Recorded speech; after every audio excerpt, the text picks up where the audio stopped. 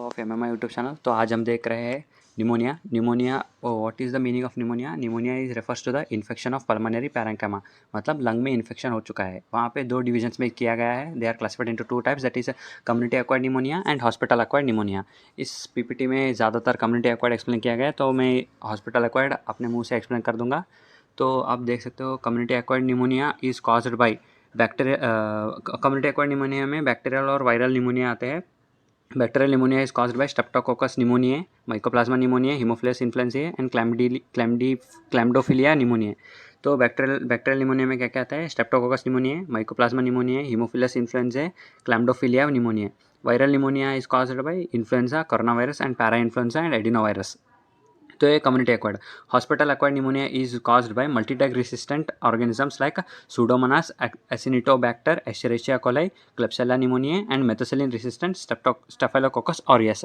तो इन इन इन इन ये दो अपने अपने ऑर्गेनिजम्स के साथ ये ऑर्गेनिजम्स ओवरलैप होते रहते हैं। मतलब मल्टी ड्रग रेसिस्टेंट बाहर से भी होता है, क्योंकि आजकल तो सारे लोग बहुत ज़्यादा एंटीबायोटिक्स यूज़ कर रहे हैं, तो मल्टी ड्रग रेसिस्टेंट सारे बहुत सारे बैक्टीरिया मल्टी ड्रग रेसिस्टेंट हो रहे हैं।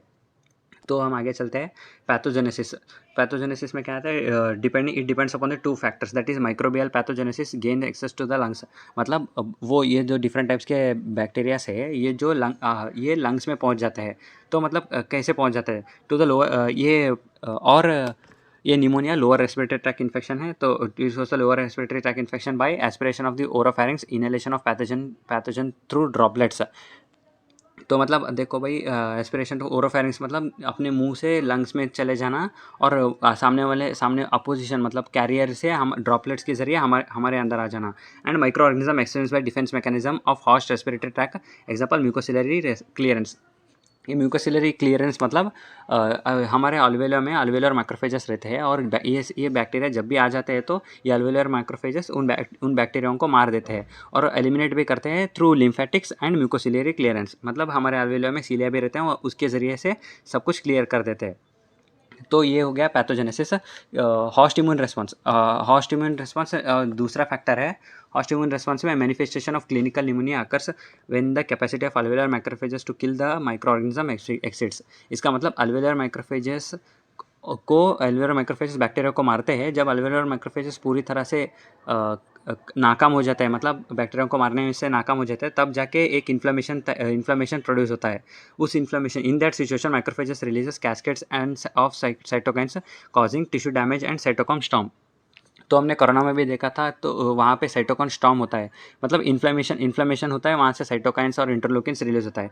तो वो इंटरलोकिन्स कौन कौन से? Interleukin 1 and tumour necrosis factor which induces fever, and chemokines such as interleukin 8 and granulocyte colony stimulating factor stimulate the release of neutrophils. Neutrophils क्या करता है? आके लंग में जाके उन बैक्टीरियाज को फैगोसाइटाइज करता है। Inflammatory mediators create alveolar capillary leak. तो मतलब उस कैपिलरी से भी लीक हो जाता है, वहाँ पे निमोनिया लीक होने की वजह से ही निमोनिया होता है। तो ये दोनों कैरेक्टरिस्टिक्स है। एक है depend microbial pathogens through gain access into the lungs, और दूसरा है host immune response. Hospital acquired में क्या होता है? वहाँ पे दो टाइप्स होते हैं, दो तरीके से होता है। वहाँ मल्टी ड्रग रेसिस्टेंट बैक्टीरिया से हम कैरियर हो जाए, नहीं तो वेंटिलेटर एसोसिएटेड निमोनिया होता है। मतलब बहुत ज़्यादा देर तक वेंटिलेटर पे रहने पे निमोनिया हो जाता है, क्योंकि इंट्यूबेशन एंडोट्रैकियल इंट्यूबेशन करते टाइम वहाँ पे पैसेज ओपन रहता है कंटिन्यूसली, तो बैक्टीरिया और अपने ओरल कैविटी से अंदर जा सकता है, तो निमोनिया हो सकता है।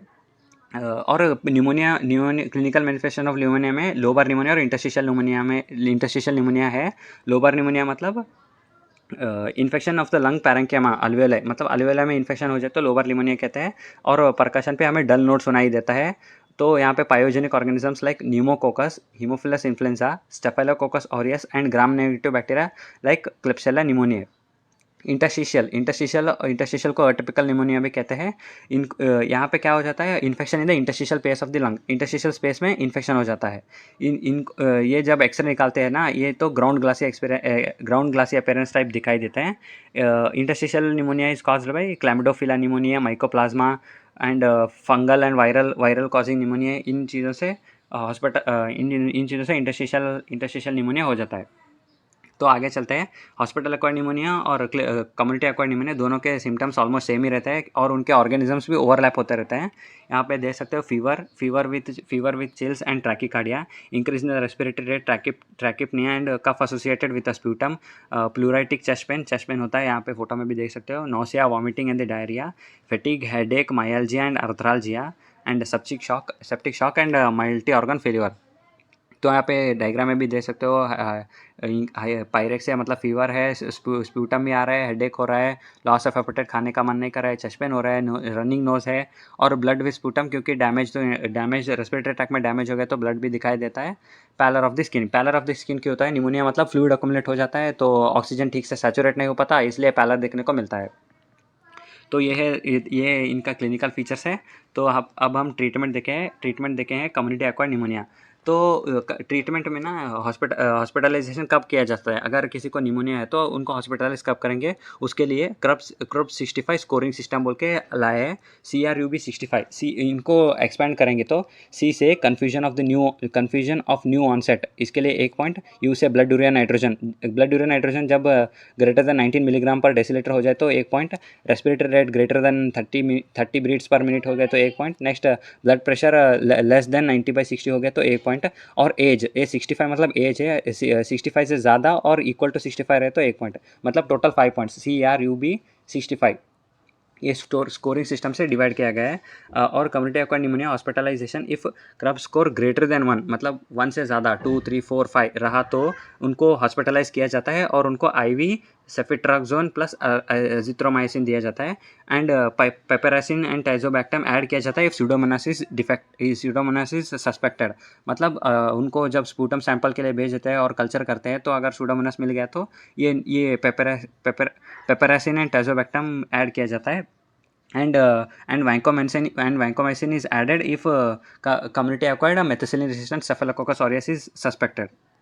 नेक्स्ट, अगर स्कोर 1 से कम रहा और 1 रहा, अगर उसको 1 ही पॉइंट मिला नहीं तो 1 पॉइंट भी नहीं मिला और नो कॉमोर्बिडिटीज, उसको सिम्टम्स भी नहीं है पर उसको 0.1 मिला है तो ओरल अमोक्सिसिलिन और डॉक्सिसिलिन दिया जाता है। अगर उसको कोमॉर्बिडिटीज है तो अमोक्सिसिलिन के साथ साथ क्लेवोलिनेट और अजिथ्रोमाइसिन भी दिया जाता है। ये निमोनिया फंगल, बैक्टीरियल, वायरस और पैरासिटिक इन्फेक्शंस के होता है। और फंगल में आपको पता ही है, और जब HIV में हमारा इम्यूनिटी लो हो जाता है तो अपॉर्चुनिस्टिक इन्फेक्शंस होता है, वहाँ पे हम देखते हैं न्यूमोसिस्टिस निमोनिया कि वो which is caused by pneumocystis jirovecii, ये फंगल निमोनिया है। और पैरासिटिक निमोनिया में ascaris lumbricoides which causes loeffler's pneumonia. ये 2 चीज़ आप याद रख लीजिए, आगे काम आएगा। तो इसी के साथ हमारा ये वीडियो ख़त्म होता है। Thank you. और ऐसे ही मस्त वीडियो देखना चाहते हो तो लाइक, शेयर एंड सब्सक्राइब कीजिए। जय हिंद, जय भारत। Thank you, bye.